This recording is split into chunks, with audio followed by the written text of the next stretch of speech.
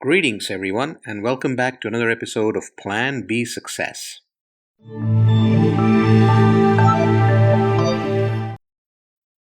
Today, I came upon the story of a young lady, a police constable in New Delhi, India, who took it upon herself to find, save, and reunite about 76 children with their parents in a matter of 3 months during the challenging times of the pandemic. These children were missing or lost for years in some cases, and a majority were under 14. The government recognized her efforts and gave her an out of turn promotion. Exemplary and inspiring indeed.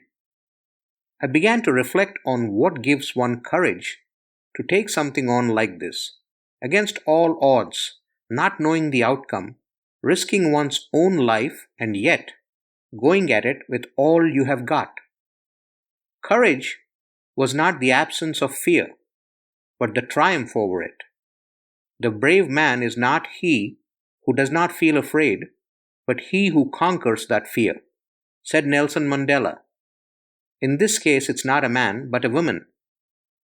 It's not about being fearless, but about being afraid, and yet cultivating that fear to spur you ahead in unfamiliar territory as you take control and decide to let go and act with no regard to outcomes. That is courage.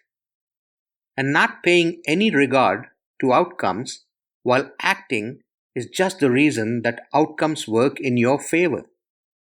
The biggest obstacle in your life, the one that keeps you from venturing after what you always dreamed of or aspired to do, is fear.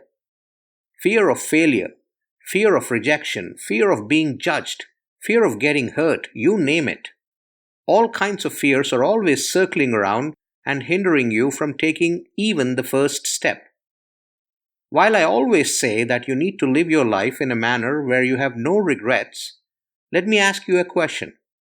Reflect back on any regrets you have in your life and tell me if it doesn't have to do with some kind of fear. I'm not saying that fear is bad, but how you react to it can be. Cultivate fear to turn it into a strength, to spur you on to achieve what you set out to do. Being fearful and being fearless are two extremes. To fear would mean not to act, and to be fearless would mean to act in abandon, not knowing what could hit you and stop you in your tracks.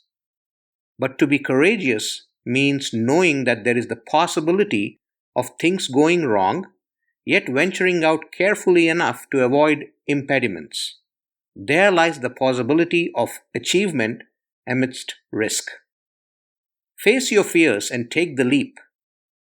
Experience the adventure, the excitement and euphoria that accompany it, and who knows, you might fly. Having faith, confidence in yourself, and your resolve is important. When this resolve is stronger than the fear, then you act. Franklin D. Roosevelt once said, "Courage is not the absence of fear, but rather the assessment that something else is more important than fear. And only that shift in what's important convinces you to act in order to achieve despite the fear that shadows you." You might then ask, are brave people not afraid? Of course they are, but they have decided to overcome it through action, and so can you. Challenges are a part and parcel of life and everything it entails. Otherwise, don't you think life would be so bland to live through? Issues and challenges are there for a reason, to spur your creativity, to push your confidence further, and to get you to act in overcoming the challenges faced, and in the process, to discover who you truly are and what you're made of.